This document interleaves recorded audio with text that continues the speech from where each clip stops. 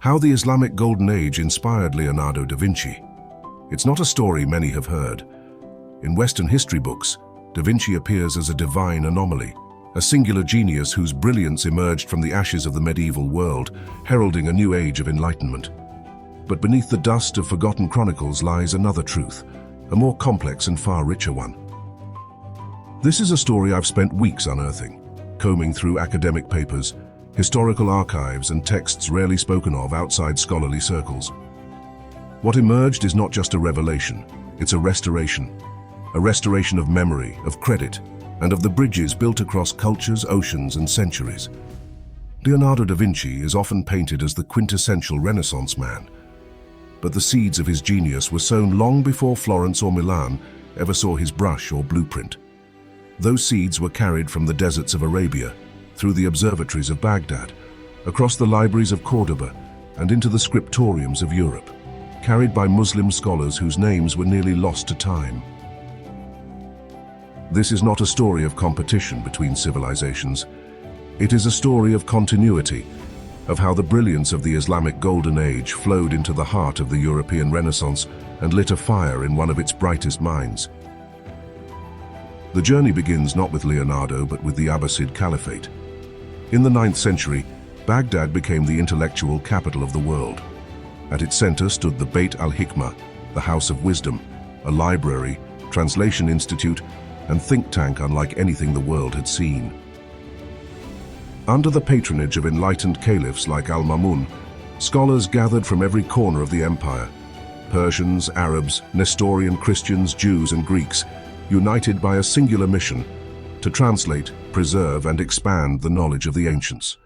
Aristotle, Plato, Galen, Ptolemy, their works were rendered into Arabic, debated, tested, and transformed. But translation was only the beginning. The Muslim scholars of this era didn't just preserve the past, they challenged it.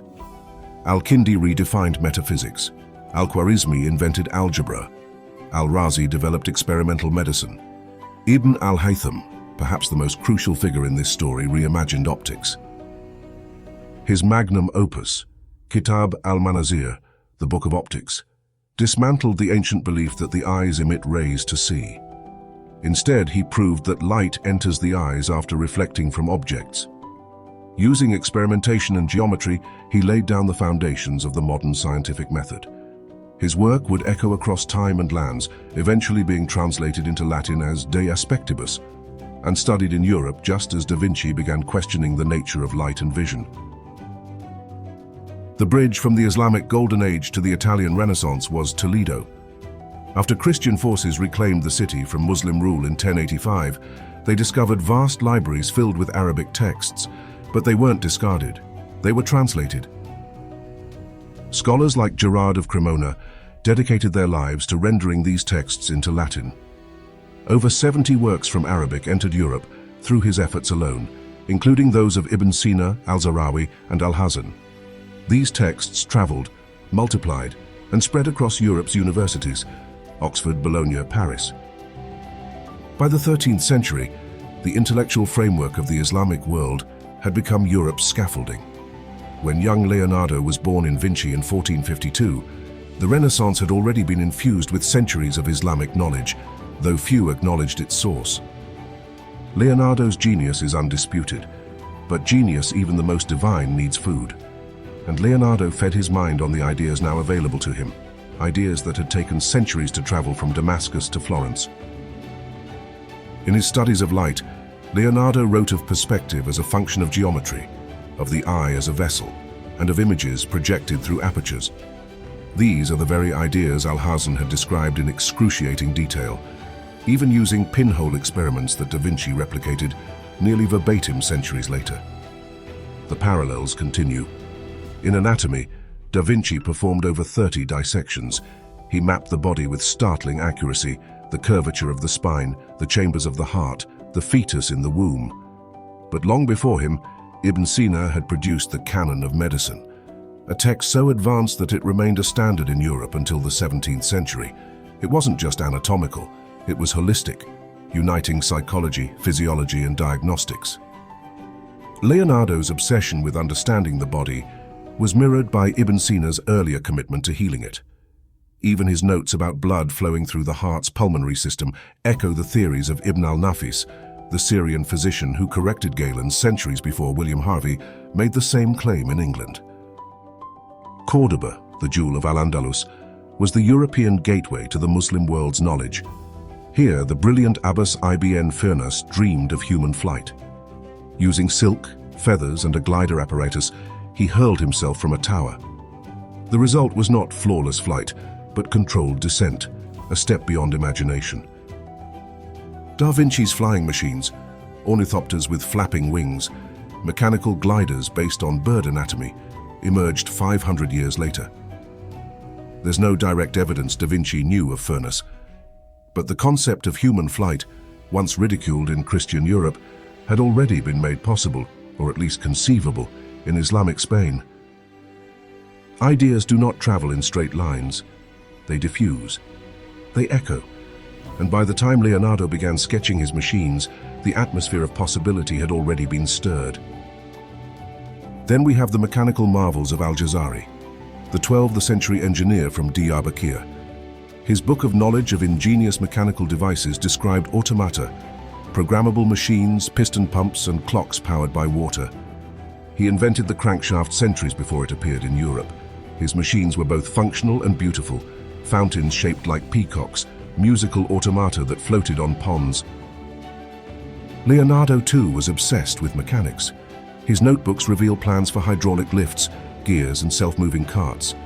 The similarity isn't just thematic, it's structural. Crankshafts, water-driven mechanisms, automata. Whether or not Leonardo saw Al-Jazari's blueprints, the lineage is there. The principles he explored had been elaborated in Arabic centuries before. But here lies the tragedy.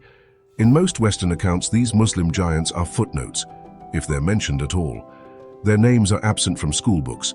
Their ideas appear stripped of origin, attributed only to the West. The Renaissance is called a rebirth, but we must ask what exactly was being reborn, and from where did it come? The tension of this story lies in that silence, in the loss of memory, in the inheritance without acknowledgement. The Islamic Golden Age didn't just precede the Renaissance, it laid its foundation stone by stone, equation by equation, observation by observation. By the time Leonardo da Vinci began his experiments, he was entering a world already shaped by a forgotten scientific revolution. He didn't invent the method of observation, he inherited it. He didn't create anatomical studies in isolation, he followed a path lit by Ibn Sina and Al-Nafis. His fascination with light and shadow had been mathematically charted by Al-Hazan. His mechanical mind walked trails blazed by Al-Jazari. This doesn't diminish his brilliance, it completes it. Genius is not a lightning strike. It is a flame passed from one hand to another, from one civilization to the next. It grows brighter with each generation, each insight, each act of curiosity. The Renaissance was not an isolated miracle. It was a rediscovery, often unknowingly, of what had already been discovered, refined, and recorded by Muslim scholars. Leonardo da Vinci was not an island. He was a culmination, a bridge, a mirror reflecting the light of both East and West. Today we marvel at da Vinci's machines, his studies, his drawings, but rarely do we ask where the thread began.